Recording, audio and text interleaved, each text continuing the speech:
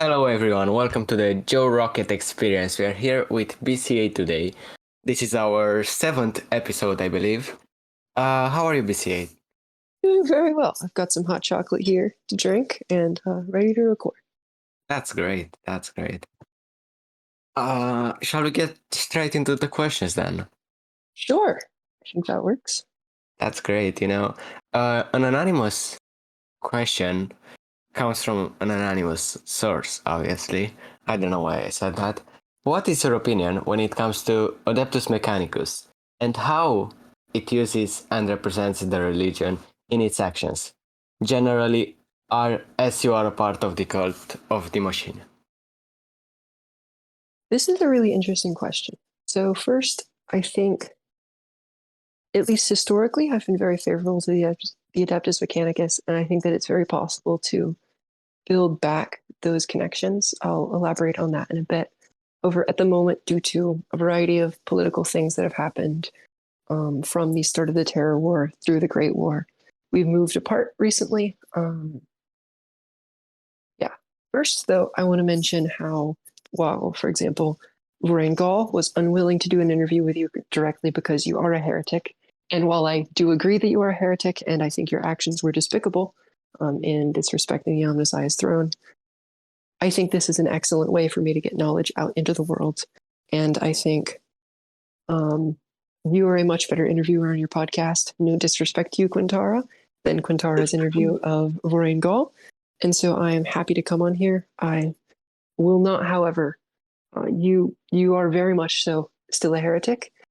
However, I do think there is some minor difference between someone such as you disrespecting the Omnissiah's throne. I think that's awful, but it is not nearly as much of a direct threat to me in my spread of knowledge as, for example, when Cryo did a terror attack on Sanikia, because we, at least I, follow the cult of the machine.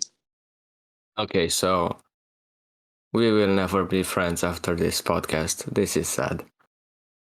Well, Oh no. Tom was actually also supposed to come on, and he had the same idea as Nias, as Vorengol, I'm sorry. He wanted to be interviewed by Lucky. That would have been a great thing, but yeah, it didn't happen because Lucky had a scheduling issue. So yeah, and I want to ask you something related to Adeptus. Do you have your own branch of Adeptus? I don't know how to put this, but sometimes you seem to be straying a bit from their religion. So the core beliefs of both of our religions can be found, like both of our sects of the same religion, the cult of the machine, can be found in the Mechanicus Manifestorum volumes 1 through 3. Those are the core texts. They follow them to a word. Beyond that, however, they have a bunch of their own, not religious texts necessarily, but elaborations upon the Manifestorums, such as they have a variety of different rituals. They have a whole, they could probably fill a library of their own with just interpretations of the Manifestorums and such. And I personally have my own interpretation of the Manifestorums in a specific way, mostly towards organic matter, which is the Ephemerata. And so when I refer to just my specific sect of the cult of the machine, I refer to it as the Ephemeratist sect. Also, we have a slightly different flag, but that stems from a much earlier question where I thought there would be a better flag for the Adeptus Mechanicus, and Voreen Gall politely disagreed. And so we've sort of gone on and used our own distinct flags. For example, if you go to the place where I gave my final speech before I retired, all of the items that I had on me at the time, I gifted to the Adeptus Mechanicus. You can find my armor set on display in their museum. And the flag that's used right below that podium is the flag of the Ephemeratist sect, even though it hadn't, at that time, not split in any way from the Adeptus Mechanicus branch. I remember visiting that before I was a heretic. At the same time, there's always been some slight disagreement between us because they believe that the only place that you can truly give yourself up to the Omnissiah is to do so on the Promised Island, which the Omnissiah has given down to us. I personally believe that there is room for the gathering of knowledge beyond that, especially relating to the natural and biological world, which, as both the Adeptus Mechanicus sect of the Cult of the Machine and the Affirmatus sect of the Cult of the Machine agree, is useful knowledge to obtain and is sometimes, but only sometimes, strictly necessary in the production of useful things. For example, book and quills, which are one of the most sacred tools of any collector of knowledge, be you, Brady, and his thing that he was describing in the previous podcast, or the Adeptus Mechanicus, or any lover of knowledge anywhere. In order to make that, you need leather, which comes from like cows, llamas, or horses. You need paper, which comes from sugarcane, which is grown, and you need ink, which only comes from squids. So if those are biological sources for something sacred, and it is the Ephemertus sect believes specifically that it is useful to go out and create what we call islands of stability outside, just like the Promised Island is an island of stability, safe from the decay of the natural world. It is industrialized. They are currently in the process and making very, very good progress on it of removing all biological material from the island that is outside of an industrialized setting, of course. And so the Ephemertus sect believes that it is well within the Omnissiah's will in order to create similar islands of stability elsewhere in order to better facilitate the gathering of material knowledge. For example, the specific biomes, like the specific things that appear on the Adeptus Mechanicus island are very different from what you might find in, for example, a mesa biome, where it's entirely covered in terracotta.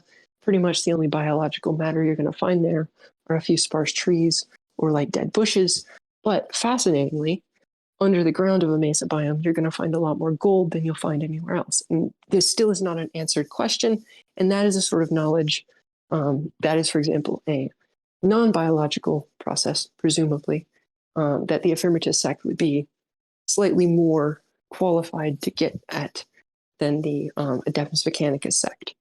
Still, I think that we are very, very close together. And I think that I personally, and I know at least some members of the Adeptus Mechanicus are very interested in moving closer together in that sense. However, it is somewhat of a question, like an open question at this point, whether or not that's whether that's going to happen. Oh, yeah. Makes sense. And I would when very you much say like to. I miss the times when we worked together a lot more. The Adeptus Mechanicus was the only foreign country that came to the aid of BMR again during the FNS Dissolution War. They aided us in the Griefer War. And I'm so sorry. we have a very You have said that the Adeptus was the only foreign country. However, from what I gather, Adeptus is not a country, it's not a government. They claim to be only a group of people who believe in the same thing, right? They claim that. This has also long been another disagreement, but I consider it to be extremely minor and merely a use of words. I consider them to be a country, definitely a nation. And for example, I was speaking with Tom last night, and even he, it might have been a slip of the tongue, but I don't think so, referred to the new administratum of the Adeptus Mechanicus in the Promised Island as a government. Oh. So I think the definition of a nation is a group of people, and maybe they consider themselves to be above people, but I think that people certainly can include non-biological intelligent beings. So I think that part of the definition they still very clearly apply to, and it's a group of people with similar beliefs or like something that connects them, whether it be religion, language, culture, within a Yes, specific territory, or even without a specific territory. And so I think that by any way you look at it, from they an are a objective nation. standpoint, they're at least a nation. And I think they act like a country. That is where the vast majority of my criticisms of their actions come from, is them pretending to not act politically when they do act very politically. And because, for better or for worse, I'm open to interpretations both ways, they are the group of people that dictates how the cult of the machine is perceived worldwide. Um, their explicitly political actions reflect back on their religion, and I think that is one of the places where, if I were to join the Adeptus Mechanicus, I would put the most pressure on that. As hey, the Adeptus Mechanicus has long taken political actions, but said they were apolitical, whereas literally every single other person in the entire lands of Trodu sees them as political actions. This needs to be squared. And I think that on some, albeit very rare occasions, the Adeptus Mechanicus' political actions have stood in their way. Brady mentioned this quite a bit on the previous podcast. I think he's extremely exaggerating it and is using this as essentially, I think he's using that as as the bat to get a way to attack the Mechanicus, which is not appropriate. Of course. I Yeah. I think that it is appropriate in a few very specific ways. However, I don't want to have this. I don't want to have specific discussions on specific examples in a very public matter. These are things that I would much prefer to discuss privately with the Adeptus Mechanicus itself, because I think that certainly history shows to us that public criticism in an open way that is designed to attack another group of people rather than to criticize them politely and allow them to change doesn't really work. And so I'm very open to talking with members of the Adeptus Mechanicus regarding this. But I don't want to spend an hour on your podcast criticizing them all through it, because I think there are many, many, many worse groups of people in the lands of Trotu today and throughout history. So I still quite like the Adeptus Mechanicus. I think there's a few areas where we strongly disagree, but I'm really looking forward and hoping that we can work a lot closer together in the future. Thank you. And you mentioned there are worse groups. Can you give me an example of these groups? Are you perhaps referring to the Cabal or the Trotu Elite, as many take to call it? I think the Trotu Elite is a very interesting question. I don't want to dwell on for too long, but I do think it's fun to talk about. I don't actually know who exactly it is. I know Flabby, its inventor, certainly thinks I am a member of the Trotu Elite. I disagree. I certainly have a lot of power, but I think his idea of the Trotu Elite is a group of people designed to silence others. I don't think the things I've done throughout history indicate that I like to silence other people. Certainly liked to silence Barun, but I don't think anybody's been criticizing me for that recently. Dime has. Maybe. Well, look, actually, that's true. I have recently silenced Dime. He is the only person to ever get a message removed from the Sonikia community board. He said, quote, "Rip Barun," and I removed that. And now I think there's a sign there praising Moreldar, which I'm leaving up because why not? So, yeah. That's great. I have said multiple times that I don't know exactly what the Trotu Elite is. People always come on my podcast and they associate me with the Trotu Elite and speaking out against it just because people come on my podcast and talk about it. But I just let everyone come on my podcast as long as they want to. So, while I may think that yes, there are people with higher power, not sure it's the same way as you said, like how Flab is putting it, that there are people out to silence us. Except Nias Nias may be the only person who is in the Trotu Elite. Because whenever I talk about the Omnissiah, I am automatically a heretic, and that's bad. Sure. I don't know. I don't think there's any true elite in the sense that they're talking about. I think there have been a few times in history where there have been true elites. I think that the League of Nations was definitely a very cabal-like institution, as Quintara likes to refer to it. However, it was destroyed in large part due to Amar and Dansvik fighting against it. And so I think that even if you do believe there is a sort of true elite-like thing or a cabal that controls speech, even world policing, just like the League of Nations did, they even tried to ban drug use across True Server, which almost led to its destruction before then. But there are definitely ways that you can overcome them. And all I'll say on that is if you do think there's a true elite and you want to fight against it, don't fall into doomerism. You can definitely overcome it. Just I don't know that going on podcasts and constantly talking about it when you don't even have a really clear idea of who or what it is, I don't think that's a very useful way to do it. Okay, thank you. Shall we move on to another question? Sure. As someone asks, do you think the terror war caused the many conflicts that happened throughout the past year, 2022? This is an interesting question. I think that, I mean, as Warren Gall likes to say, which he said on when I was first getting my own tour of Shro2 back almost 2 years ago at this point.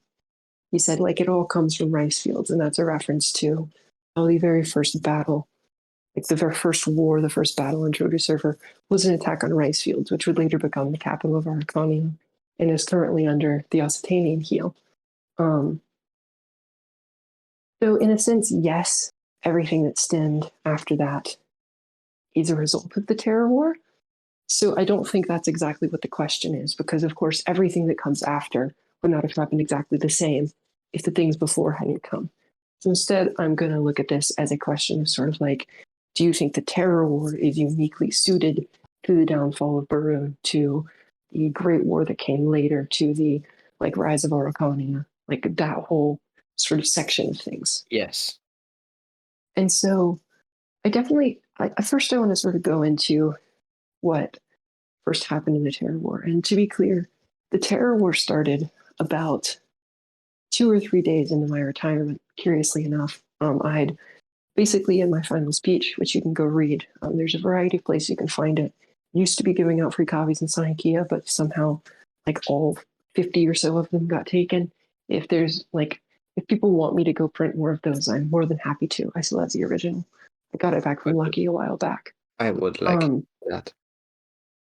Okay, but basically, during my final speech, I announced that the AMAR was leaving the Helvetia Pact and was joining the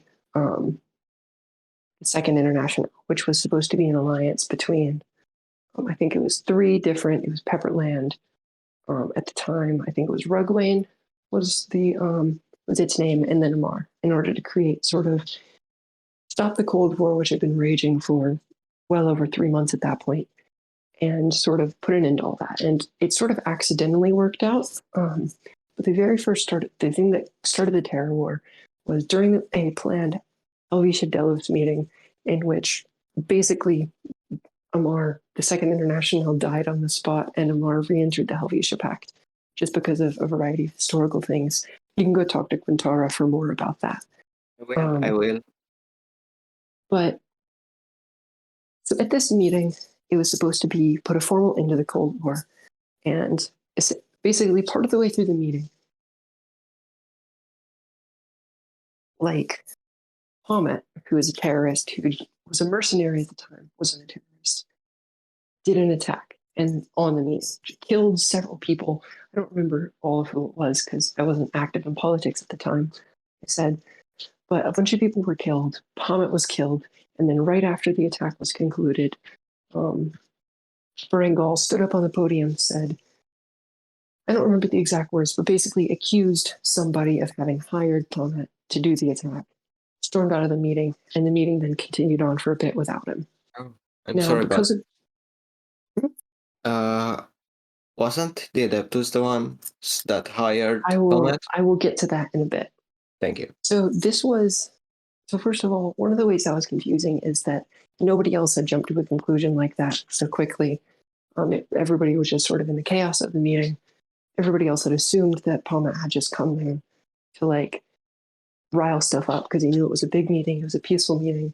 And so historically, and this has waned since the Terror War, but it was common courtesy to take all of your armor off when in a public diplomatic meeting, specifically in that house in Libra, which was the League of Nations house. It was a place where the League of Nations had met for its whole history. And so everybody had their armor off. A lot of people didn't even have it on them. And so it was a uniquely soft target for a terror attack. But anyway, that continued on. And because of the attack, it unified both sides of the Cold War. And that formally put an end to the Cold War era. Almost like to the second. Like as soon as Pommet swung that first sword, the Cold War was over, the Terror War had begun. And I don't remember the exact way that it was proven, but over the next like month or so, the sort of Delos EEC-ish side was they sort of came to the conclusion that it was the Adeptus Mechanicus, and then what was then Luna, I think, because Amarr had sort of the activity had died down, and so it was converted into a kingdom to preserve it. And it would later rise back up later on. But so Luna and Dansvik had gathered enough proof that they were also wanting to drop the Mechanicus out of Helvetia. And there, the evidence for that, you can go ask around about it. I don't remember exactly what it was because, like I said, I wasn't involved politically, but it was almost incontrovertible evidence, which is what you would need for Luna and Dansvik to drop the Mechanicus out of their own pact. Because, like I said, Luna and the Mechanicus were extremely closely tied throughout history. They'd every single war that the two had fought, with the exception of the Mechanicus attack on Dixie, like maybe 2 months prior at that point, were supported by each other. And that was not supported. That was not supported because the attack was carried out without former notice, like prior notice, and the people inside of Dansvik and Amarr did not want to go. Like they didn't want to turn the Cold War hot over something that the Mechanicus had not warned them about, and so it remained like a fairly small, minor thing. But yeah. Anyway, so that sort of ramped up, and then the terrorists. Now, this is one of the things that is hard to overstate about how the terror war shifted as time went on. When it first started, they weren't really terrorists as much as they were just criminals because there was no clear political message. So they weren't like creating a punishment in order for something to change or happen. They were just like attacking people for seemingly no reason. And that's not really terrorism. Towards the end of the terror war, it did shift to terrorism because the terrorists had a goal in mind for what they wanted to change and specific methods they were willing to do it. And even more importantly, they weren't doing terror attacks on everybody. The stories that sort of percolate through time are that they were just blindly attacking everyone. That it was true at the very beginning, but it was not true by the end. So like that is part of the reason that like Araucania's rise was so possible, was because Araucania and like Araucania and Dixie, for example, which were closely tied at the time, still are. If you see the recent little rise up by Forbidden Wisdom, if you look at the crest of Forbidden Wisdom, it has the Araucanian and Dixian flags on it, and that's there for a reason. Even Lichness was originally from Dixie, or she did the coup inside of Araucania. But anyway, both of those like sort of countries, they were sort of quasi EEC, then they seceded, and throughout that whole time they were supporting the terrorists against the Delos Pact. And because of that support, the terrorists were not attacking them, and slowly the terrorists became even favorable towards like Ceres because their true enemy was the Delos Pact, which was viewed largely, well, I won't say largely because the server was about 50-50 split, but the Delos Pact was seen as a world police because they weren't allowing like conflicts outside of it. I don't remember exactly what happened, but there were like a couple like, short flare-ups that sort of got crushed by them. One of which was Patmosia wanted to buy land from Beleriand. Beleriand refused. Beleriand didn't even have anything built on that land. It was just a political claim. Patmosia was like, that's absurd, threatened to take it. And then before they could like do an attack, the EEC sort of incorporated Beleriand as the EEC as the Delos Pact incorporated Beleriand into like a satellite state sort of status of the by far largest military alliance on the server. And so Patmosia was sort of stuck on the sidelines, not able to do anything about it. And so because of that, they earned a huge reputation as world police. They were getting involved in affairs all over the like place. And the terrorists specifically didn't like that. And so that's why they focused all of their sort of attacks on sort of Delos Pact and its packing sphere. So like Dansvik at the time, even though it was a member of the Ceres Pact, had been fairly aligned with the EEC on policy for a while. For example, in the like Treaty of Britannia, which was organized in order to strip land away from Rick Unity. This was long before Araucania was contesting it. Like the EEC had basically vassalized Rick Unity and was doing all of its own negotiating for it. So the people that were negotiating the borders between Rick Unity and Dansvik were the EEC and Dansvik. And so basically what happened is from the EEC and Dansvik, so Dansvik wanted to expand further into Astray, but the EEC was like, no, we want this land. This land is sort of ours. And so they drew a border inside of Astray of how far Dansvik would expand. And in exchange, what Dansvik got is the EEC negotiated away a bunch of territory that Rick Unity had owned, or at least claimed to own for a very, very long time. So if you look at a map of Rick Unity shrinking over time, that was first Dixie stole land from Rick Unity, then Dansvik conquered that land, so that became Dansvik. And then in two subsequent treaties, Dansvik like ate up more Rick Unity land. And so that sort of resentment fueled a variety of political things throughout this summer and probably still today. I'm sure Rick Unity has some sights on that stuff now, especially now that they have recently grown super strong. That's actually one of the things I've been super surprised that a more active Rick Unity has not pushed on, is trying to get land back from Dansvik. But anyway, back to the terror war. So it was the terrorists that sort of aided, for example, the rise of Araucania, because they weren't attacking Araucania and instead were attacking the Delos Pact. And it was sort of that both political and military pressure that caused the Delos Pact to not intervene when Araucania attacked Rick Unity, because the Delos Pact didn't want to be viewed as a world police. They'd also done their own sort of harm to Rick Unity recently. So it wasn't like they could not credibly claim to be its sort of protector when not that long before they had sold off its land to a power for their own political gains.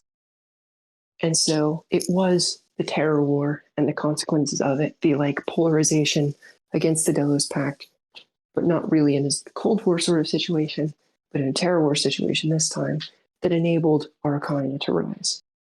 At the same time, I don't think it would be exactly to say that the terror war was responsible for Barun's decline, although I would say it was certainly responsible for its resurgence under Dime. Barun was already long in decline by the time the terror war started. It was when I first arrived in Trodu, it was by far the dominant power. I was even a part of it for a while. I still have a authentic Barunian Republic military shield in my ender chest.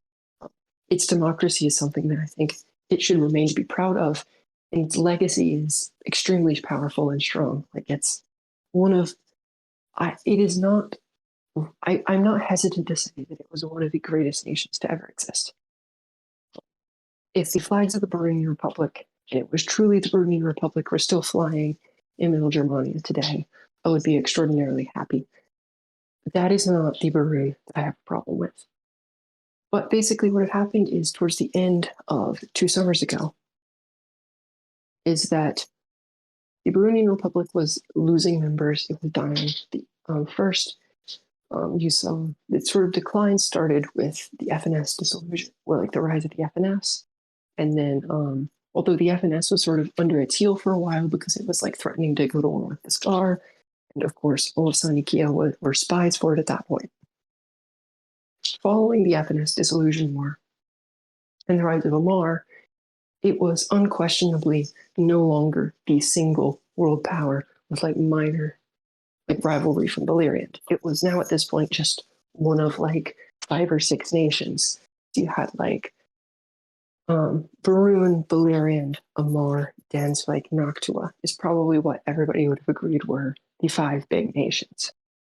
And so it was this period of multipolarity that the League of Nations, like, which had been around for a while, slowly like reached its height. It was sort of, the League of Nations was at least, was pretty much under the lead of Noctua, although at the time it was perceived as under the lead of Barun, which is kind of a non-factor considering they would, when Barun continued to decline, became an empire instead of a republic first, and then the empire even became so inactive that it couldn't function on its own. And so the empire of Barun and the kingdom of Noctua, or at least, I think it was the Commonwealth of Noctua actually at that point, sort of reunited into Barun Noctua, which was basically, it was 2 great, what had once been great powers and were now minor shells of themselves, combining and hoping that through their unification they could build something once more.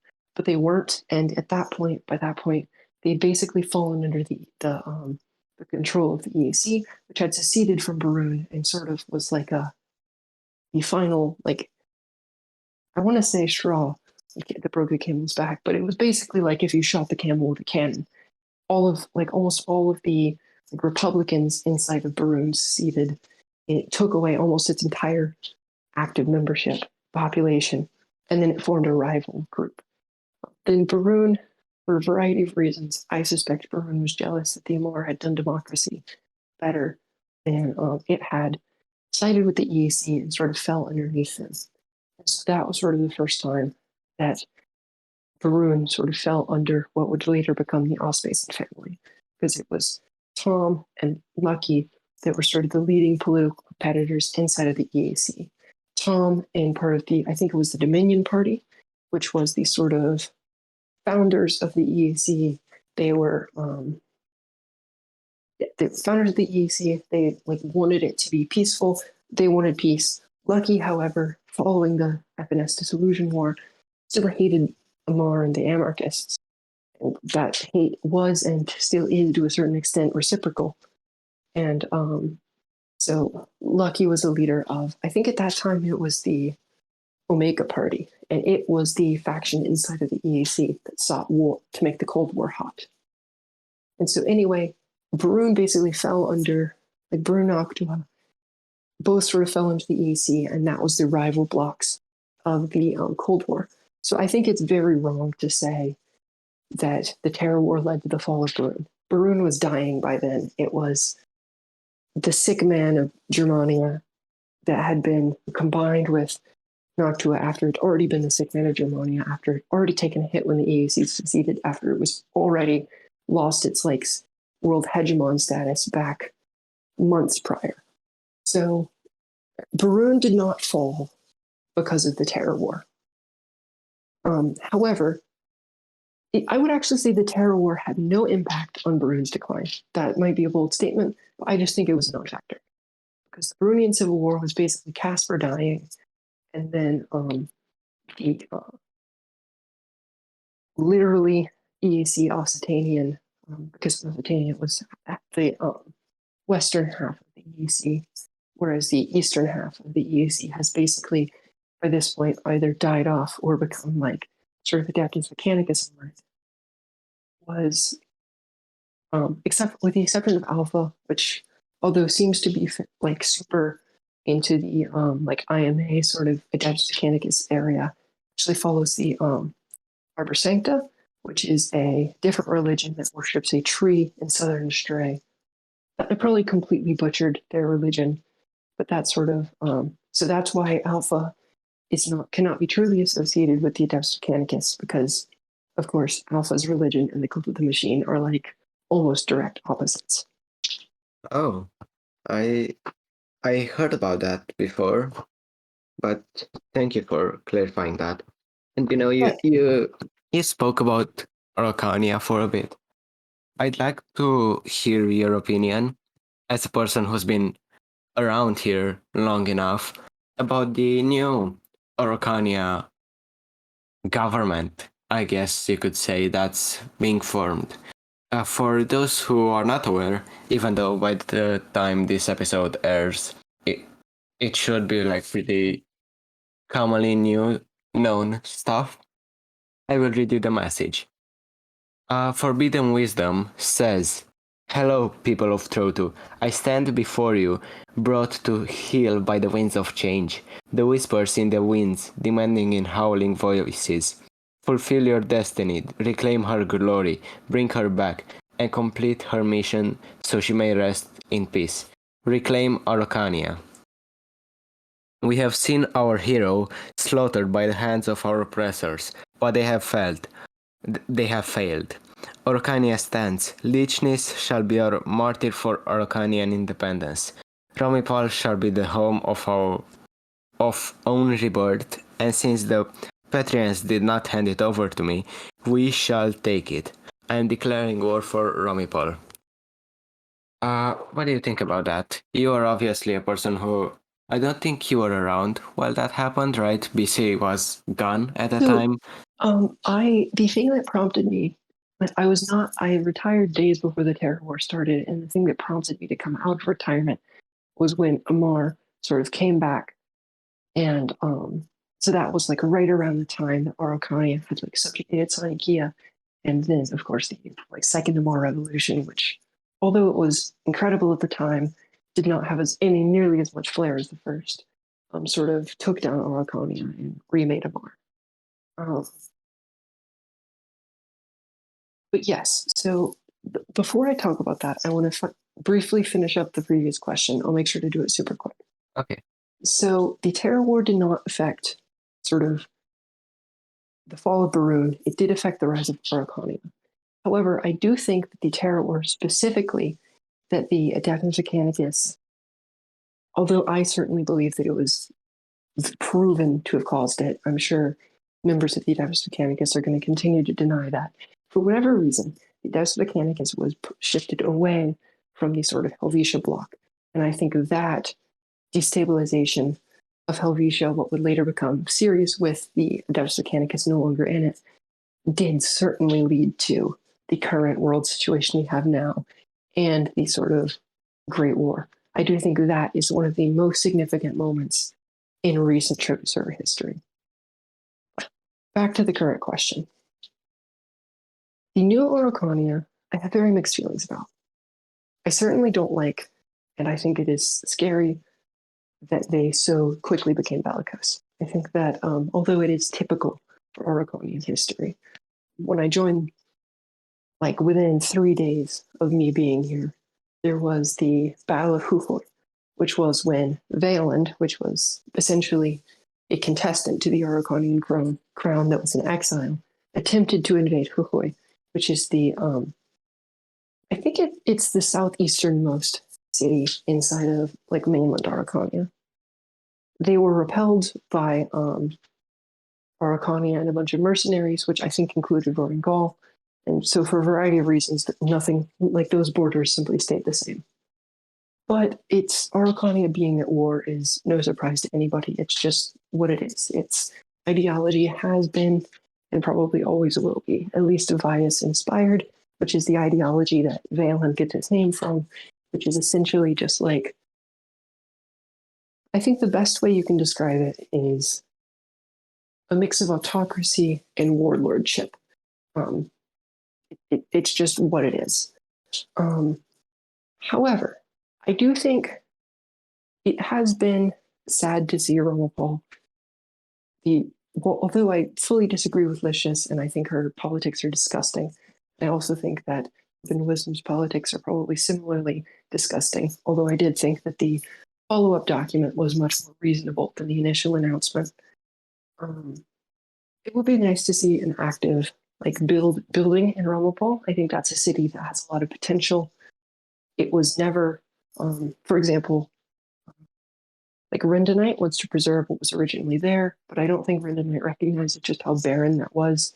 The entire structure of Romapol at the rise of the Araucanian fascist dictatorship was just a birch wall, and then inside of that wall, like a bunch of stone buttons for seemingly no reason, like a couple chests, and in addition to that, there was like one little like parasol and a like thing on the beach. It was not developed at all. It was not historically significant. The one historically significant building that was there was a New California Alliance watchtower that was built by the New California Alliance just north of Romapol in order to spy on what was going on in Romapol. So like the most significant building that was there was literally a different country spying on them. That's funny. So I don't think so. That is why recently I sort of accused Rendanite of just trying to do imperialism in Germany, or trying to claim Romapol, because like of the historically significant locations, it would actually be more significant, I think, to claim Nuevo Romapol, which is an abandoned settlement, and I think Harena, than it would be to like protect the small section of the Romapol walls that are remaining that like were left there because the Araucanian fascists wanted to preserve the history of Romapol. But that's sort of beside the point. I think that seeing the projects of Romapol be finished would be nice. And I think that anybody who has seen Forbidden Wisdom in PvP should not be scared of what Forbidden Wisdom can do on his own, especially considering that Araucania is maybe even less popular than Barun in its return. Like I don't find it frightening to me. I see the most significant political events of this new rise of Araucania being essentially the fall of Patria, which I think, although like, I think that's going to be an interesting thing to watch, like see what happened with Patria. And I also think that the sort of contest between nations in Stray and Atlasia and nations in Germania. I think that's sort of the interesting thing going on here. Araucania is a joke. It's just a joke. They're never going to rebuild their country. Ricky Unity alone could flatten them, even if like dime a dozen Resonance left. What would concern me? Is part of Ricky Unity? I I thought he think was so. Positanian. I know Well, about Ricky Unity, Shrimp being part of Ricky, but I'm pretty sure. One second, let me check and make sure I didn't just misstate something. But I think Resonance is part of Ricky. Nope, I'm wrong. Resonance is just part of Occitania. Anyway, even if Dime a Dozen and Shrimp left Ricky Unity, even if Polly also left Ricky Unity and it was left again just the king, I still think that would be, at the very least, a fair fight. And I think that's very unlikely, and nobody's going to want to see Araucania like back on the Stray. Araucania is so weak at this point that it doesn't even claim Deepwater, which it calls the Versailles district, which is like a fascinating concession for them to make after that was like Lichness's big win. Didn't even claim the bridge, which remains to be named. That's where the tanks were, right? Even then, that bridge was rebuilt by Lichness and remains to be called the Pancho 1304 Memorial Bridge. And Pancho was the leader of Araucania that like fought the Griefer War and was in power at the time of the Battle of Jujuy. Like that is an old Araucanian king. So like not even wanting to reclaim that, I just think speaks to how weak this new Araucanian state is. Still, I think that I specifically don't have the most interesting take on this. I think one of the most interesting people to like talk to about this is Pillow, who actually was the person to kill Lichness. We, in fact, in Sonicia still have Lichness's head and Lichness's sword from that death, and I think Pillow will have a really interesting take on Araucania, We which is shall see. why Maybe they want to come on the podcast sometimes. I don't know that Pillow will want to come on the podcast, and frankly, Pillow hasn't been super active recently, so I don't know if Pillow would have much to say beyond that. But the Warani Picchu Weekly Observer is doing an interview of Pillow regarding Araucania for the next week's paper. No, I also don't agree with what Lichness was, but I think both of us can agree she had a great voice. Sure. Yeah, shall we?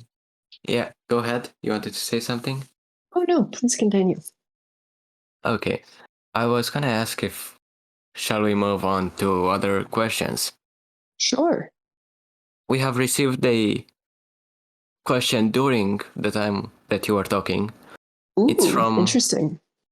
from an anonymous sender. Seems And all my questions are from anonymous senders. yeah, maybe they just don't want you to know who's asking them. What is BCA's thoughts on Chesapeake and its claimed neutrality? Do you believe it may change, or do you believe they are committed to said neutrality? I think that every indication right now is that Chesapeake is committed to neutrality for the time being.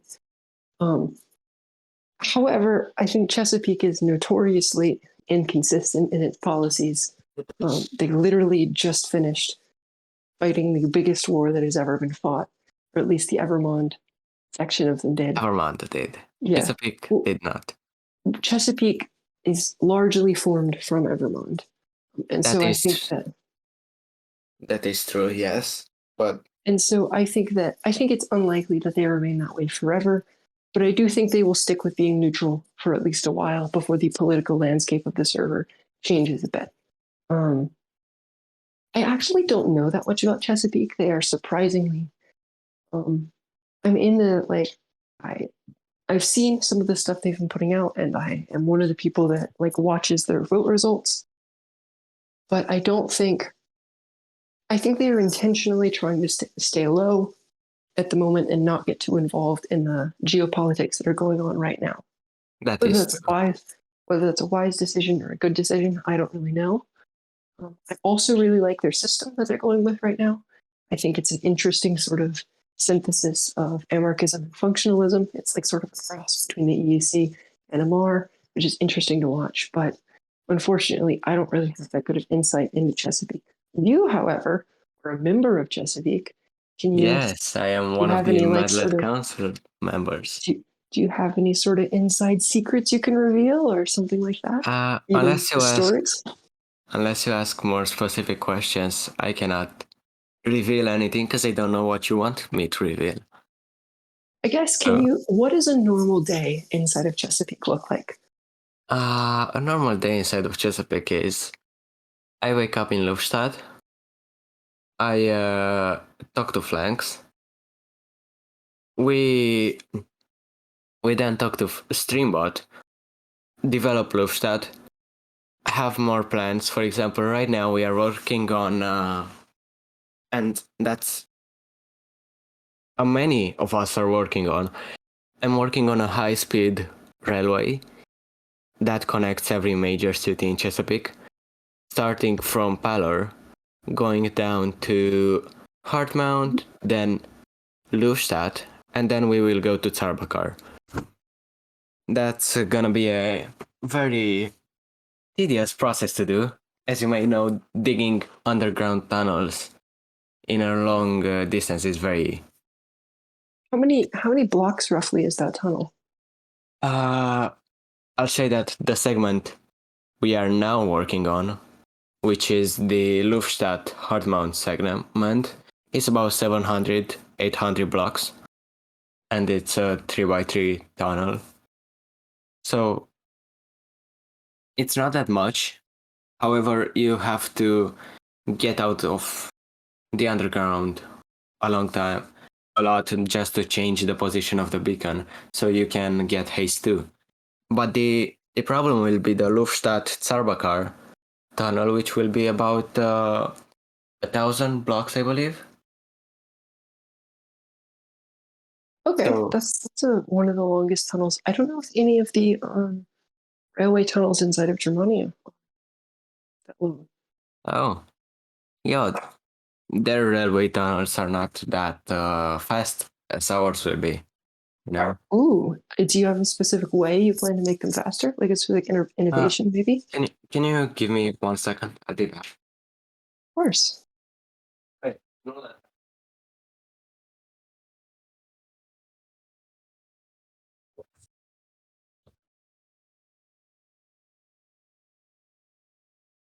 I am back. Can you please ask the question again? Um, what is the specific way you plan on making them faster? Is it like some sort of innovation or something? It's not an innovation. I think the RIC got to do it firstly. You know how their tunnels, their railways are very fast. That is the same way we plan to do ours. We have a very advanced goal. Uh, I'm struggling to talk today. I'm sorry. We have a very advanced railway system with powered rails that can help you go very fast.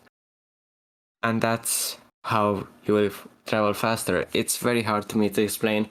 I am not the engineer, I just dig the tunnels. Fascinating. So you said earlier when you were talking about a day in Chesapeake that one of the things you do is you talk to Stream. What is it Yeah. specifically you talk to Stream about? Because I know Stream is doing a bunch of stuff with Mail and recently came into possession of it, which I think is interesting, especially because Stream was kicked out of Faroon by Casper for trying to invade Anarchist Beskar, but that grudge is long since passed. So can you sort of talk more about Stream's role right now and what's going on inside of Chesapeake with Stream? Yeah, sure. I can go on about that. Stream is in a awkward position because we never really. He talks to us a lot, right? But he doesn't actively contribute to Chesapeake every day, like you might say me, Flanks, Pledge, or others do, right? But he helps us a lot because he has farms that we have access to. He has builds and a lot of things that just because he is in Chesapeake with us, he's helping us get those resources way faster than if we were to do it by ourselves. And he gives us building advice. I think he will at some point focus more on Chesapeake. I hope so. I hope he will. But yeah, he's not a active member that you will see in Luftstadt, for example, which is, I'm talking about Luftstadt a lot because that's the city we're currently working on developing the most, you know? And you've pioneered a new sort of airport system. Do you want to talk about that for a bit? I'm sorry, can you? Oh, yeah, the airport system. I am working on a document that when that will be finished, it's going to help Tro to have a set guidelines for traffic in the air for countries that decide to sign it. It's going to be a convention.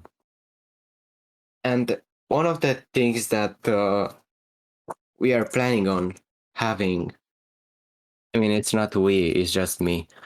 I'm planning on making a airspace type system. For example, many people have come to me and said, hey, it would be cool if you have airspace that restricts flight. You are not allowed to fly in that area. And right now we have a multiple airspaces, which depending on their class, you either are allowed to fly with permission, are allowed to fly without permission, and are not allowed to fly at all. We are thinking about making more airspaces, as that might be better for clarification. However, it might also be harder for people to understand. And we are thinking about a lot of safety. We have decided a cruising height for when you are traveling by Elytra, and that depends on a lot of things. For example, the weather. It depends on the weather, because if the weather is not clear, then you will have to have a higher cruising height.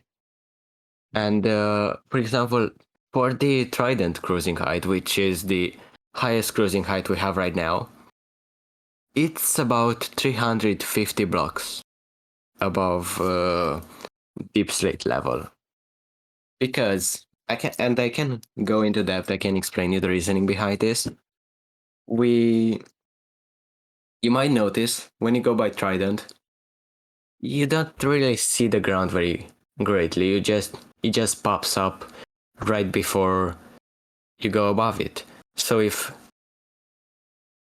you might happen to fly and you look, and then a very high building pops up, that's gonna be a problem. It's not very safe for humans to travel that way. This is why most builds have proven not to be able to go up to 350 blocks, which is why we want to make that the cruising height for Tridents. There are also some other requirements for Tridents, which is as all flight, you must have a Totem of Undying equipped in your offhand, and this is specific to Trident flight so far. The rules might change. However, you are required to have a map system which can show you where you are, your starting location, and the location you want to arrive at, right? Mm-hmm. Because obviously, without that, when you're flying so high, you cannot fly VFR. You cannot use visual flight rules. So you have to, let's call it IFR, instrumental flight rules. Mm-hmm. You have to rely on those instruments, which is why we have decided on that. As I said, the work is still in progress. We still have a lot to work on. But yeah, and also with airports, I think I was thinking about a way you can have a convention on how exactly naming airports will work. And I can give you, for example, how the Luftstadt airport was named and what every letter stands for in that, right? Because you might see that the Luftstadt International Airport is also called NCLS, right? Mm-hmm. So What the does that way, stand for? yeah, the I'm gonna get into this right now. The system we have thought of would be first letter, which in our case is N, would mean the region or continent where the airport is located, right? N stands for Novmir, which is why it's called NCLS. The second letter is for the country, so obviously Chesapeake, C. And the third and fourth letter usually abbreviate the city which is the airport is in. So LS stands for Luftstadt. Okay, that makes sense. I think that's a really interesting system. I think I personally would be happy to adopt something like that inside of Orani Pichu. Oh, that's Probably great. near. I think that I would love to And have a little airstrip near the Arcanum slums, probably.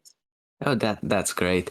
And speaking of Warani Pichu, our sponsor today is Warani Pichu Weekly Observer. Warani Pichu Weekly Observer, or short WWO, is the premier local news source in the world. They ran an article about our podcast, the Joe Rocket podcast. On the January 4th, they talked about Quintara, right? Thank you, BC, for doing that. It was great. You can find in-game copies in Sunny Kila, and the version made in-game will have in-game only articles starting on the 11th, which obviously by the time this episode airs, it's already happened. And remember that pillow thing I talked about earlier? That might be the in-game only article. Oh, the pillow thing. That's gonna be great. Yeah. And also the other sponsor we have today is Mirai Sekai. PC, do you know what Mirai Sekai is? Yes, isn't that the marketplace in Pepperland? Yes, it is. It's one of the few places on the server that still accepts diamonds. Mirai Sekai has begun to expand and is attempting to restock its shops daily. If you want to go to Mirai Sekai, the coordinates are 31346 in the Nether. I repeat, 31346 in the Nether. Use code ROCK for a special discount of 0%. Yeah, the last part was invented. I don't know where I was going. I'm sorry.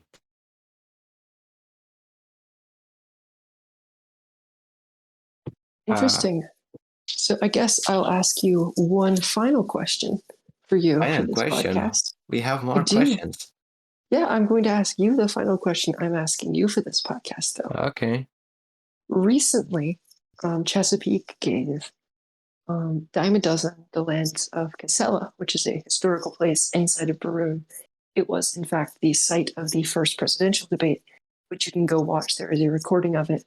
It was between the King 47 and Casper during the end of the Keoland War. Can you talk about why Chesapeake decided to give that land to Dime and what you think about it? Of course, yeah. So, as you may know, I'll bring up the announcement, right? It was, the announcement was already made by Evermont before Chesapeake was created, right? Before Evermont became integrated into Chesapeake, right? So most of the decisions got carried on, and most of the decisions that were made by Evermontians. However, for example, Mittel, that was given to Streambot, right? And that I can comment on because we had a debate about that, where we were aware that if we would leave people without claiming Mittel, then something bad would happen. It would be not necessarily chaos, but many people might think about how should I say this? Not necessarily chaos, right? But many people might think about griefing the place. Many people might think about destroying the place. So, yeah, we decided to give that land to Streambot, and the other lands that we gave away, those I did not have as much of an insight in, as I just left it up to Flanks and to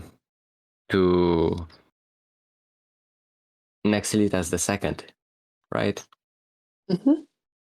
So this is why you may believe that I cannot give you more insight into what exactly we gave away, as I just said, I abstained from that conversation. Okay, I think that's something that might be interesting for a future Georocket Experience podcast in case y'all are interviewing one of the people that was a participant in that discussion. But that's a really interesting topic. I appreciate your discussion. Oh, thank you. And what do you think about how we make our votes public? Do you like that? I do like it. I think that's something that I think it's very beneficial and it's transparent.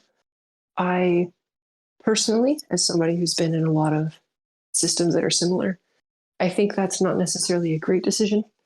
Often inside of the AMAR and inside of FEAR, we have done votes that would basically be like a responsive declaration of war. So we will do a vote because it's oftentimes nice to not have to wait the full 24 hours that a vote takes in order to respond to something.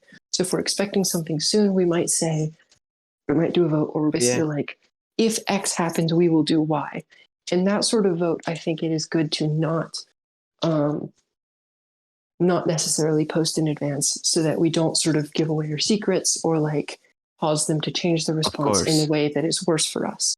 For of example, course. But I think the most useful topic of that is when the Delos Pact got into got into our voting systems. They got to read all of our votes and see the results. And one of the most important votes that they saw, that actually the only one that really had a big impact, was they saw that we had taken 2 weeks prior a vote that said by the time Stream returns to the server, if Stream does not drop the contestation of Beskar, we will automatically go to war with Stream over that contestation, like the day that he returns. And because of that, Stream dropped that contestation and basically like gave sort of an apology for it. And so like having those votes be public all of a sudden did actually change the outcome of something. Even though that was not our intent, that was because Anti-Crack had invited Lucky Shark in to like sort of spy on our vote systems, and then Lucky Shark brought every single other person in. That is a whole other thing. Basically, I think that if you have that sort of a system, you should definitely make sure that inside the vote you can say, by the way, we are also voting to make this not public, so that there's some sort of like you're not forced to make all votes public in case that would be disadvantageous to do so. yes, that makes sense. And in the first Chesapeake Federation, we did have votes like that. However, the way the system is taught for, we plan on being neutral, right? And that as vote results shows another way of how neutral we plan to be. Mhm. So I really hope that we never get into a situation where we have to do those secret votes. I think it's really nice to not want to have to. However, sometimes you don't have the choice to do that, and I think that inside of Yes. systems, it's always good to build in the worst case scenario. Yes, you are completely right on this. Shall we move on to another question? We have a couple more to talk about. Okay, I would be happy to. Shrooms asks, I'm sorry. I am very sorry. I have dementia sometimes, maybe even schizophrenia. I forget that Shrooms is dead. I'm very sorry. It's So anyway, her passing was a very sad moment. I understand. her passing is very sad. I cannot get over that. Yeah. So there's this anonymous question which asks, "Do you have any questions?" Just that. I think I've already asked like 3 or 4, so I don't have any more, but I did. Oh, great, thank you. We have another question which asks, which small and up-and-coming nations do you believe is promising? I guess this one is directed towards both of us, as opposed to just you. And in my opinion, I think that what Leon has been doing might South be a Shore? very... South Shore. I think And the Order Forsaken, you might say. Yeah, that has been a very good, a promising nation. I agree. I think that one is very promising, and I'm interested to see what happens with it. But I'll give a different answer. I am very, very curious to see what Impro has been up to recently, because I've seen them be very active on the server and also active in the politics. Oh yeah. But they have not yet revealed what they've been working on. And so Emperor I seems think, like a very great person. yeah, and so I think whatever Impro is working on might be one of the more interesting things to keep an eye on as our up and coming nations. Yeah, Because maybe. there's certainly a level of commitment there and also secrecy. And whenever something's secret, I just assume it's going to be big. So I think that's really cool. Yeah, Doveni also seems to might plan something. She was talking about some plans, right? I believe you were part of those talkings about those You talked to her, I believe. I have spoken to her a couple times, but I'm not entirely sure what you're talking about. So, Oh, as I said, I might have dementia. no, I I'm really sure need to that get diagnosed. I'm sure she does have plans, and she said that she wanted to have like a more formal meeting with me at some point. I tried to have it earlier today, but she wasn't available. So I'm interested to see what that is. But as of right this second, I don't know what you're talking about. I'm just gonna let's just ignore that then. I'm sorry. I No should. need to be sorry. BCA, are you a psychologist? Can you diagnose me? Do I have dementia? I don't think you do. You might, but I don't think so. Okay, thank you. I'm also not a psychologist or a doctor, so you should go see one. No, every time I am not on the Joe Rocket experience, all of that time is spent working on Lufstadt. So yeah, well, I do not have time to go to a psychologist. Maybe I Mm, should get one to join the Joe Rocket experience and make my psychology session public. I think that would make for an excellent special episode. Maybe Valentine's Day. Maybe for Valentine's Day, I guess Nexilitas the second is coming on. Mm, Well, actually, they're coming on the 13th. So yeah, Valentine's Day is very close to that. Maybe would be nice to have that. Shall we move on? hmm We have received more questions while we were talking.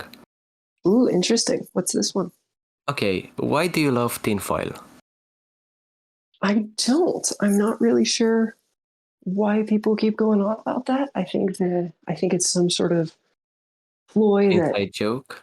I think it's an inside joke of the Occitania that they think Oh, I'm going crazy, and so they call me tinfoil hat. But oh I my. think it might also be something about me recently converting some of my body parts to the superior mechanical Oh, things. I'm sure that would be an interesting conversation to have. But might be might be something about the Throw to Elite, an inside joke of the Throw to Elite. maybe we'll see. I'm interested Okay, to see if it keeps up, but I'm not a big tinfoil fan. Although it's very good for baking potatoes, which I do a lot of. that's great. We have another question which was also asked during the podcast. Do you think Amarkism is compatible with the Cult of Machine? Would an anarchist faction which follow the Cult of Machine's tenets be possible? I think it would definitely be possible. There's one sort of I think the sort of decentralized thing in the Federation would work. I don't know. I think that it would be difficult to get the actual sort of Adeptus Mechanicus sect of the Cult of the Machine to work with it because it is all on the Promised Island, so it's very centralized and it needs to be. However, I think if there was an affirmative sect, because it calls for these sort of islands of stability, these archipelagos of stability, that would be a perfect candidate for a Marcus Cult of the Machine. Um, the one thing that wouldn't really work with it would be the sort of religious freedom aspect, which has been important for the previous ones. But obviously, if it follows the Cult of the Machine, it would just sort of be like anarchism of the government of that group of Cult of the Machine followers. And so the religious freedom would not be nearly as key. But I think you could drop that while keeping all of the other core central tenets of it. Beyond that, you need to revise the judicial system a bit, even though I think Fear's judicial system is vastly superior to that of Amar. I think you need to do some tweaking there, specifically on like heresy protocols and that sort of thing, in order to get it properly aligned with the actual like tenets directly of the Cult of the Machine. But I do think it's possible. It'd be an interesting idea. I don't actually see it happening though, simply because I don't think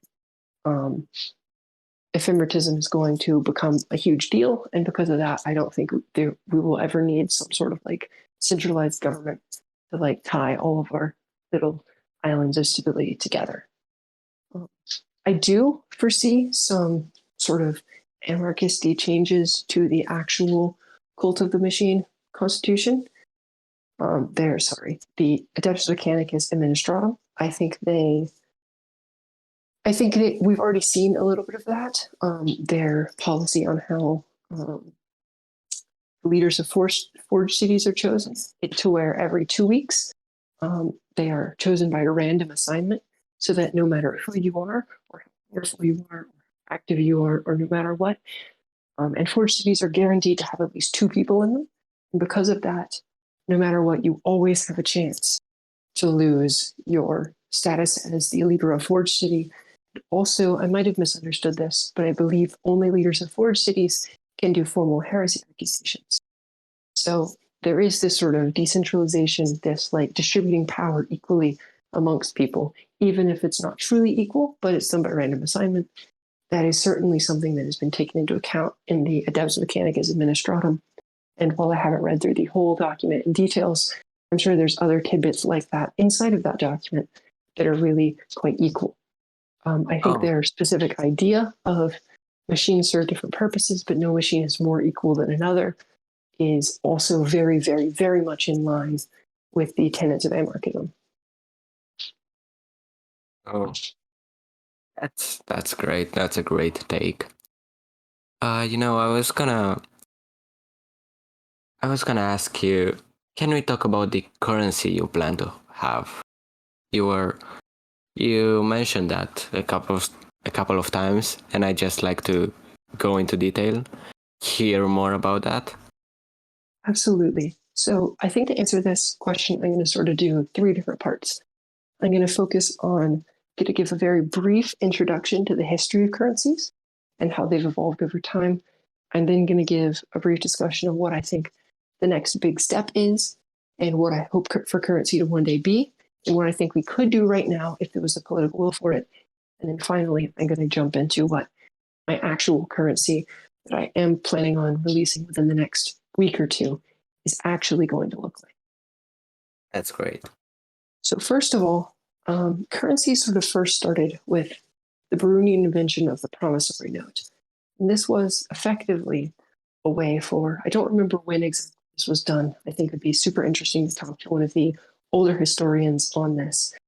But basically it was a way for like nationalist members of Brownian society to help their government, but giving their diamonds to the government in exchange for this promise that they would get these back. There were 10 diamonds apiece.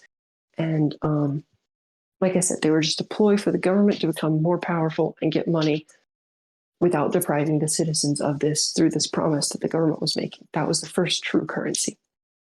Second, the second currency that arose actually arose out of Beleriand. It was the drachma, and to my knowledge, they never actually stopped being used. It's just that they never got super prominent. They were basically the sort of thing that made this currency unique is that you paid into it using 1 diamond apiece for one of the currencies, but in order to pull out of it, you got 0.75 diamonds back for every diamond you put in. And so that made it to where it was a store of wealth for Beleriand and basically a way for them to profit while ensuring trade at their own shops. Unfortunately for them, Beleriand never became a huge economic powerhouse. But you can, of course, read more about Beleriand history in the Soft Empire by J. Smiles. Okay. After that, you see the Baronino and all of its iterations, which its process was a lot more complicated, and it's a lot more reflective of what you see in the free market today, even though they had a method of inflation that I certainly am not qualified to explain because I don't have, it was not there when it was created, and I have not read enough in the literature to fully understand it. But basically, it was a way to ensure they had a fractional reserve of the Baronino, but it was still backed. And because Middle Germania at the time was such a big economic powerhouse and so dominant, the Baronino got to about the same level of acceptance internationally as the free market does today, despite it being tied to a specific government and sort of a ploy for power. And the Baroninos continued on from when Zaniel was Kaiser all the way through when, at least when I first was here in Trudeau, Casper was the president of the Burundian Republic. I'm not actually sure when they formally ceased, but I assume it was sometime around the Burundian Empire, Burunactua, like sometime in the Cold War, I think. But like I said, I'm not sure at all. In fact, they may still be in circulations. But basically, what those currencies, each of those sort of improved upon the previous one in a distinct way. Promissory note was just a store of wealth. The drachma was sort of an international currency that sought to replace diamonds. The Baranino also sought to replace diamonds, but once again, it was just a way to pick up power, though it had a more complicated process and gained a lot more trust due to Middle Germania being an economic hub. Then after that, sort of skip ahead a bit to the Noble Crown, which never really got caught on, although it's still accepted inside of Dansvik. Its innovation was that you could trade less than a whole diamond, which is good, for example, if you just want to sell a very small amount of something that's not necessarily worth a whole diamond. Then the free market sort of took that further. It made it to where the currency is away from a centralized state. It's no longer just trying to make a single nation more powerful, although they sort of botched that a bit by making the IMA so exclusive, and also largely, although they have Quintara in there, for example, but the whole sort of IMA board and oversight committee is largely from the same sort of group of people inside of the geopolitical sphere. And because Yeah, of that, it still largely has the vibe of a currency backed by and for a single nation. this is one of my main criticisms against them, and I'm sure if you listen to the Quintara episode, he also goes in detail about this. Yeah. And also, they sort of took the Noble Crownet's idea and also my idea that I first published in the Netherite currency, which is they like the Noble Cronet, they wanted to break up an expensive thing into smaller sections so that it's more tradable. And second, they use netherite, which inflates, or maybe, I don't know about anymore, now that diamonds are largely pulling out of the economy, with the exception of Mirai Sakai and also, for example, my shulker shop. But as diamonds leave the economy, netherite is going to inflate more rapidly. Also, we're in a period of military buildup, so there's more netherite circulating than ever before. But beyond those minor points, the free market is designed to break up netherite into smaller, more tradable quantities in order to standardize economic transactions because diamonds have become so inflated.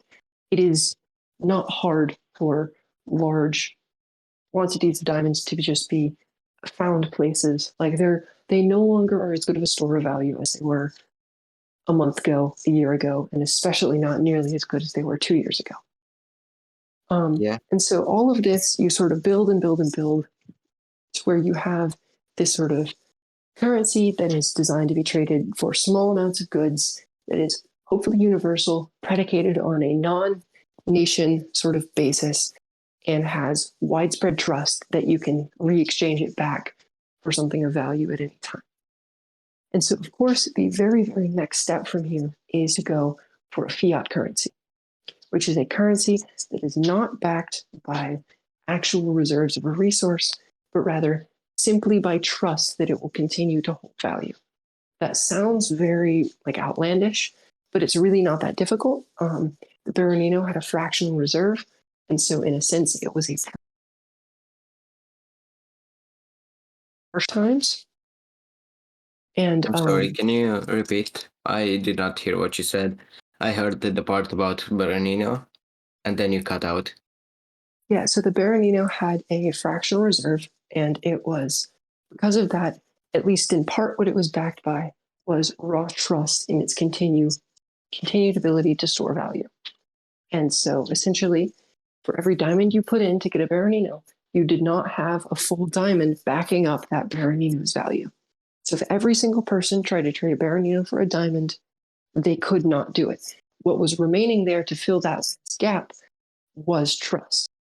And so a fiat currency essentially takes that to the extreme and says, here, pretty much the idea would be everybody in the economy, at least that has shops and such, agrees that a single book of this is worth the same amount.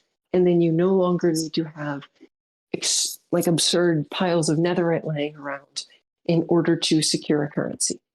And that way, inflation could be strictly managed because it would not be tied to a specific resource.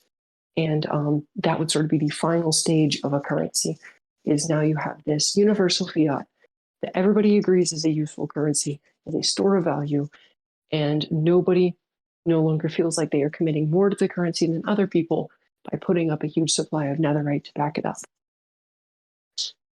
So how do you manage to get something that every single person can trust? This is the question of a fiat currency.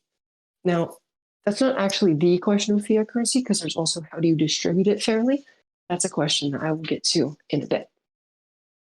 So the issue with, for example, the free mark is that it is a simple currency. You like if Alpha wanted to make more, he would, well, first of all, anybody could copy the books that of the like the free mark books that are there in order to make copies of copies, which are what is traded like out in the world. Those copies, due to the recent attack on the bank, and I'm not referring to mine, I'm referring to a different attack where some people actually obtained those copies and then proceeded to print their own free marks, which is a thing that happened. They did not post about this in Mini News or Events News because they believed it would further undermine the trust in their own currency, which I think this lack of transparency is actually a negative for them, but that's the thing that happened. So anyway, what you need to do is you need to make sure that, well, like I said, so for example, Alpha, even if you had those copies fully secured, could, whenever he wanted, just go write up another book that is an exact copy of like those original free mark books, make copies of those and copy those, and he could have a stockpile of literally millions of free marks, and nobody would know as long as he used them carefully enough.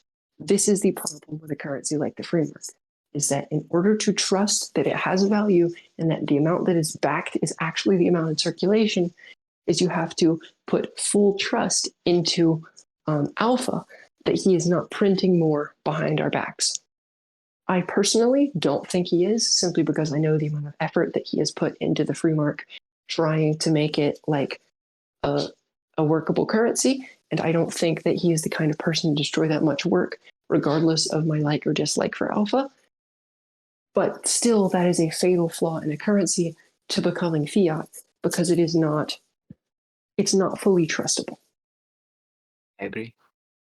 Now, in order to do that, what you need to do is you need to make sure that, one, nobody can make copies without it being full knowledge that they made copies and everybody knows exactly how many copies they made. So like nobody can just print secretly. You need to make sure that it is possible of the copies that were originally made for people to do that. The way that I propose that you do that, and this is not something I've revealed publicly before this, is, in my opinion, this is a first time someone's hearing about this, right? This is the first time this has been made truly public. The way you do this is, while you're initially printing the currency, you have the person that is printing it record every single step they do in this process. So you know exactly how many of this initial set of books there are, how many copies of copies there are, and everything like that in the initial printing. Then, once that initial printing is done, you also record them, putting them inside of all of the like chests and stuff where they are used. And then during this process, you will have a ceremony where a bunch of people are allowed to be there to just literally watch the printing process. Once they have that, as soon as that's over, every single person can look at exact proof of where every single one of those currencies are, exactly how many were made, the process of them making them, and they can have full trust in that. In order to make it to where it is effectively impossible, it is still technically possible due to mods where you can extract book file data. So there is still a level of trust there that you have to trust that the person that is doing it does not have the book file data of the actual book in order to exactly recreate it. Unfortunately, the admins have agreed. I think I just got cut off again, didn't I? No, you did not. Okay. And so there is a level of trust you still have to put in, unfortunately, because that is still considered allowed by the admins. But that is a much lower level of trust than you need when it is super simple. The way you do that barcode, that is an invisible barcode, is you use a mix of spaces and tabs in the end of a book in order to sort of make it invisible, but also store data. Now, one of the remaining issues of this is that we would need to speak to the server admins and stuff to make sure that there is not too much data in the books, such that you could potentially cause a chunk crash or whatever it is, to where there's too much data within a specific chunk, and any player that enters it can no longer sort of play on the server. That is another potential issue of this currency, and so that would need to be further discussed with the admin team. Yeah. Finally, after you print all of that stuff, what you do is you put all of the copies that can be used to print it inside of a publicly viewable, not actually to where you can open it, because you place a block on top of it, and you place water around it to make sure that no explosion can take place there. But what you do is you make sure that, you make sure that anybody can be able to use Koei to look at it and make sure that nobody's taken it out, except during formal printing ceremonies where people have been recording, where everybody knows exactly what is going on. So, outside of that, they've never been touched. And also, you probably should also move an elder guardian in the area so that it is very, very difficult for it to be destroyed. That would probably be an appropriate task, just to make sure that any players that seek to cause problems with the currency cannot do so, at least cannot easily, which would solve the sort of problem of what happened with Freemark recently, where players broke in, printed a bunch of free marks, and even by their own word, we don't know exactly how many they printed or exactly where they are now. Because they were new and because they didn't have a lot of resources, we can assume that it is very, very low, but we don't know exactly how many. They have mentioned the possibility of reprinting all of them, which I think would be an interesting proposal.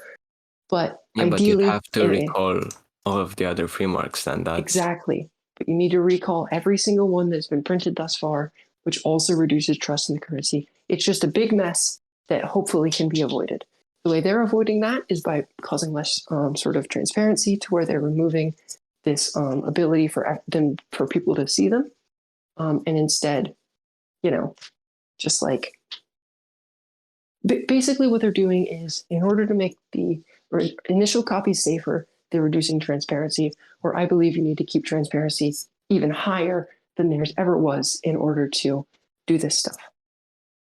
Finally, I think I've covered everything important so far on how to actually ensure that the currency can be fully trusted, as far as when you print it and stuff. But beyond that, in order to do a fiat currency, you also need to make sure that people can see exactly that people have some control over the currency that dominates their own economy. People are not going to trust a currency if a small board of people, like the IMA, or even an individual like Alpha, can decide exactly how many free marks or whatever currency are in circulation. They need some say in it. So the way you do that is you put the actual territory that controls the currency, where the currency is distributed, into an independent thing that is separate from any nation, and you allow every single person. What if you put it in Spawn?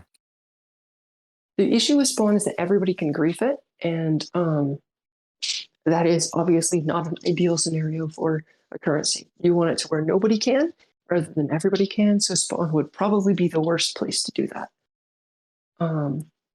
So instead, what you do is you put it in sort of an independent nation controlled by a board, and every single person can join that board, or maybe not every single person can join the board that makes decisions, but everybody can sort of vote on who's on the board, because you probably only want people that have some say in the economy, or some knowledge of how the currency actually works, in order to get on the board that controls it. However, all of this would be public. The discussions would be public. Of course, you can't control what people say in DMs, but you can make sure that every single person can sort of see what's going on, can discuss it on their own terms, and can come to an agreement if/when people agree that new distribution methods need to be done, or new currency needs to be printed, or whatever change needs to be taken. And so finally, you have this board control the territory, and you make it to where only through like a majority vote of the board can it be considered not briefing to modify that area. That's a great idea. And so basically, everything said, you make it as hard as possible for people to control this by an individual or a group of people, and you make it to where it is fully transparent and add every feasible safety measure that you can that is allowed by the admin team.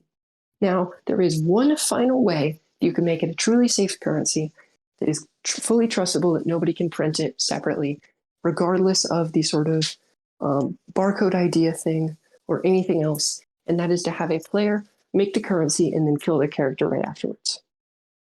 Personally, me and also every single person on the IMA think that this is not a good solution for it, simply because it feels like cheating, it feels wrong, it feels immoral to do such a thing, and it takes away from the experience of every single person that is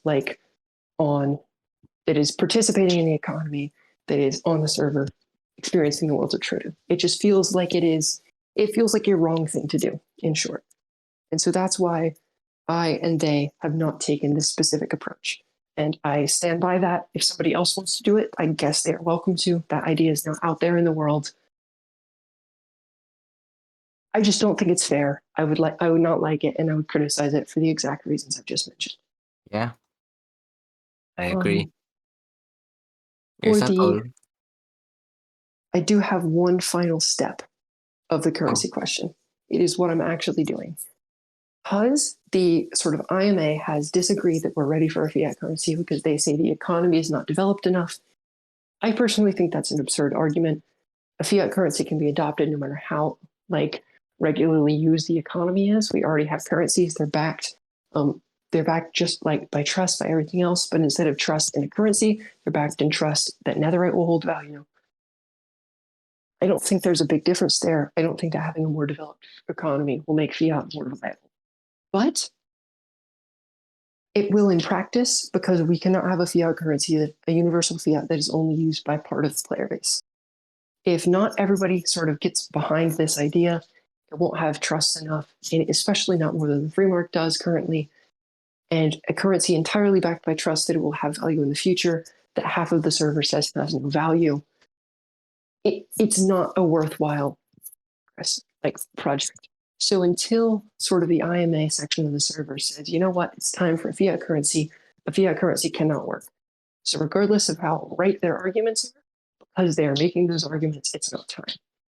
And because of that, I am instead going to make a currency that is essentially a rival to the free market, using the security measures that I said earlier, that is going to be the exact same denominations. And the goal of this currency is that it will overtake the free market, because will have more trustworthy methods, and it will be more open, it'll be more transparent.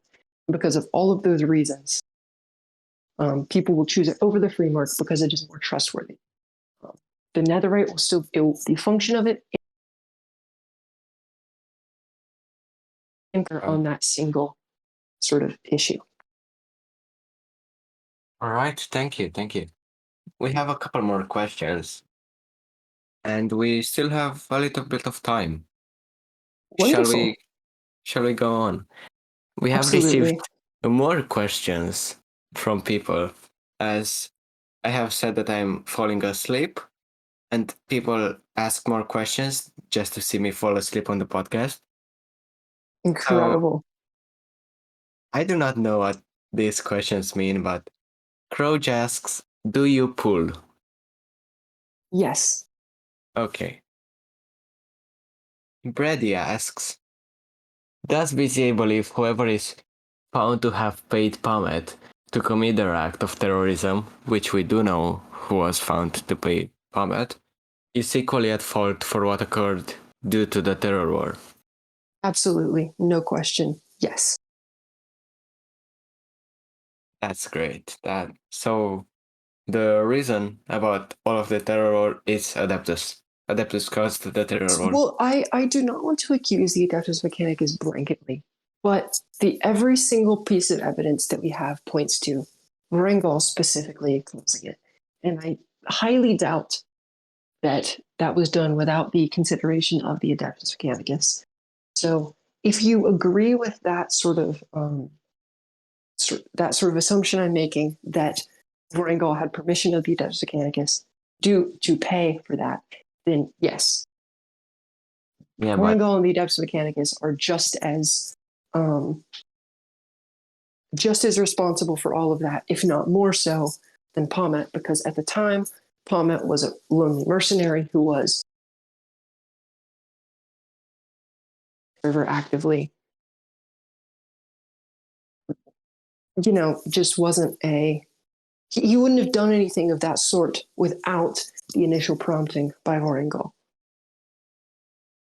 yeah, and I saw Leon had a debate with Vorengol a couple of days ago, where Vorengol claimed to not know that the Adeptus paid Pommet and paid the Red, right?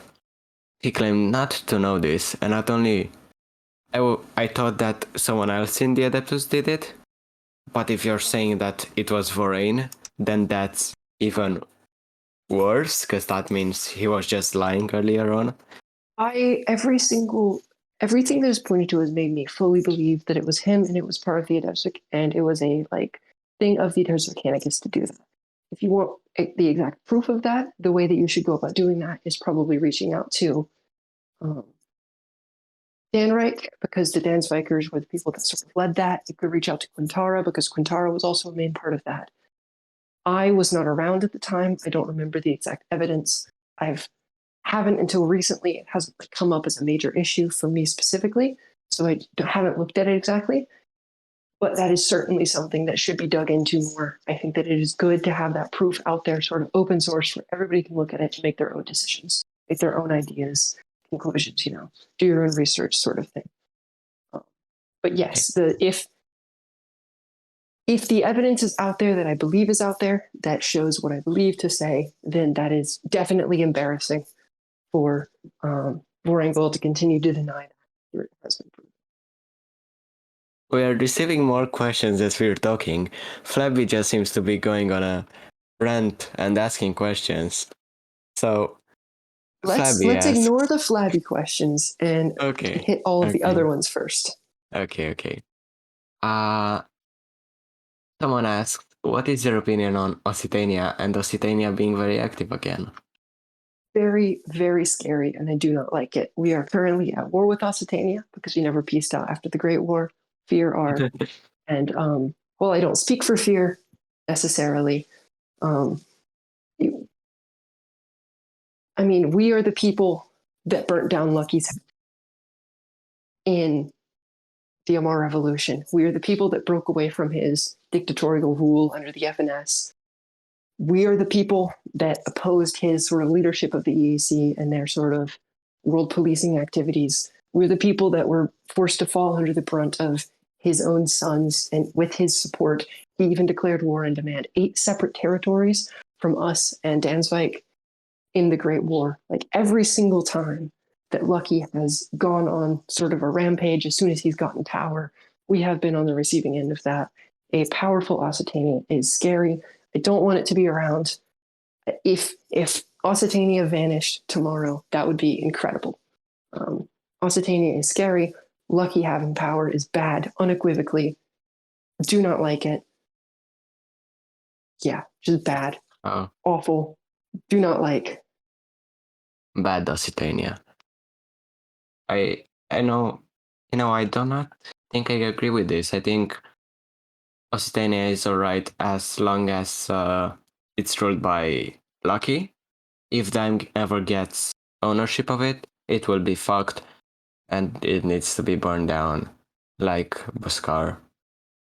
I think the attempt to separate Daim's actions and Lucky's actions is a strange one, especially considering when Daim took those actions in the Great War, Lucky directly supported it. He allowed Daim to attack from Occitania, even attacking Dansvik from Occitania.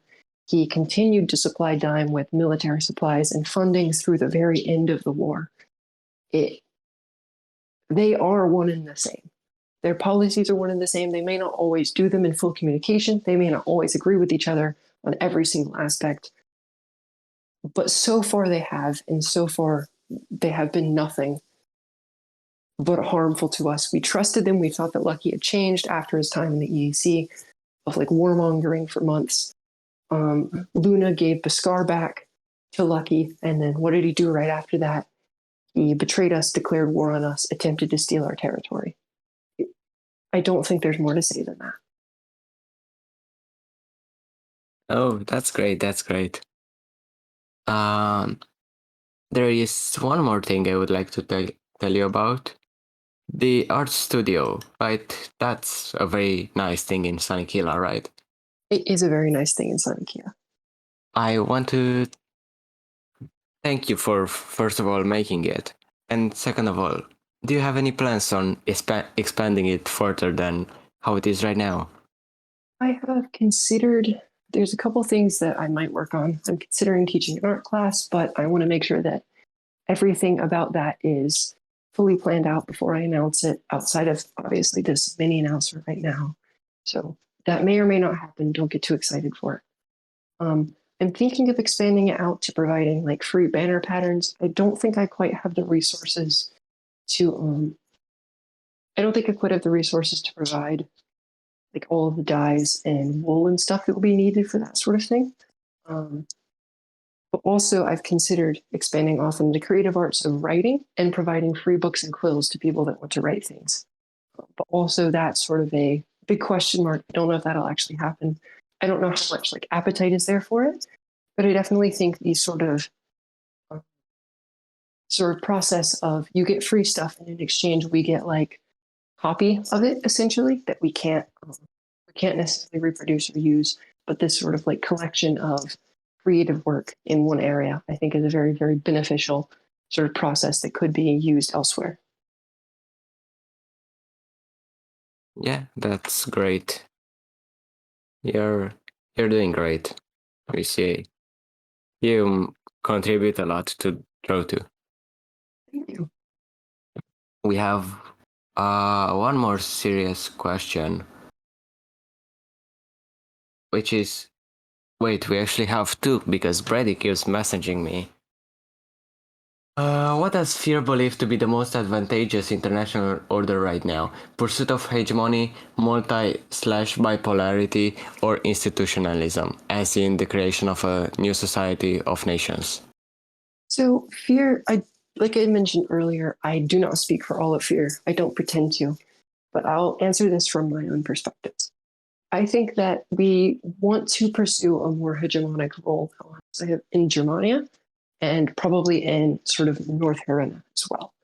We want to sort of broadcast power out a bit and make sure that the recent sort of attempts at projecting power into Germania are from like Astray and Atlasia is not permitted. We don't want more. We don't want another sort of example of like Barun, where Dime a Dozen suddenly came from like Occitania from the EAC from Astray and was all of a sudden on Germania and fighting a war that was fully supported by only people outside of Germania. So it basically caused problems here. We want to sort of keep that away. But at the same time, I specifically don't want to try to pursue sort of world hegemony or anything like that. Ceres Pact attempted to sort of do brinkmanship recently, and all that ended up leading was a big war that sort of destroyed all of our visions at that. And I think it's far too soon to try to do that again. Maybe if other people reach out, that might be considered, but that's certainly not what we're going for. Okay, thank you. As for the new creation of a like institutionalization, I think that the possibility of a new sort of League of Nations type thing that does not try to act as a world police is a very interesting idea that I've thought of before, discussed before, but haven't really ever gotten around to creating. I don't think that anything is going to change regarding that soon. I don't think I have the energy nor the motivation to put something like that together.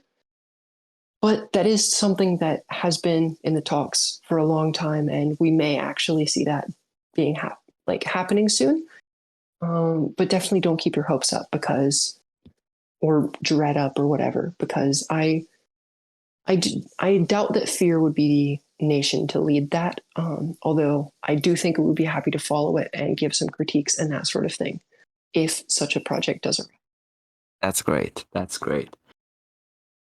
We have one more serious question from Beredi. What are most Mechanicus members made of? Since severely doubt it is tinfoil. This is it honestly varies from member to member. I would say if you took the typical Mechanicus member and said what are they made of, what is like the biggest component of them, I would actually say it is probably still organics, just because a lot of Mechanicus members have not replaced their entire body with machines yet. But other common, just any sort of metal is a very common usage thing. There's also all sorts of circuitry, and it's just largely metal, I would say. Would be maybe the most likely. I don't actually know the exact ratio of like biological matter to metal in different people. I would say I'm certainly about 50-50. I'm not a Mechanicus member, but I'm a follower of the Cult of the Machine. There's some that are, I believe, fully replaced, like Vorengall, I think, is fully replaced all of the biological components. But it's hard to say, really. I'm not an expert on that. Thank you. Thank you.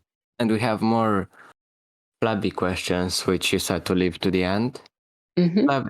Flabby asks, does BCA get more bitches than Flabby Drip? I think I can answer this because Flabby gets no bitches, so yes, you do. Right? Incredible. Sure. That sounds right to me. And Flabby Drip also asks, what is BCA's opinion on Art of the Deal? I have not read it from front to finish yet, unfortunately. I should do that. Flabby, can you drop off a copy of Art of the Deal in Sonikia for me to read? I would really appreciate it. Okay, that's great. And with this, we come to the end of the Joe Rocket Experience, episode 007. One more thing before we end the podcast, though. You know how we have this where we have a question for everyone, right? I asked the next person that comes on a question. Yeah. Well, you kind of answered Brady's one with what is the core idea behind the currency you claim to have thought of without me even asking it, right? But for the next episode, we will have Polly on.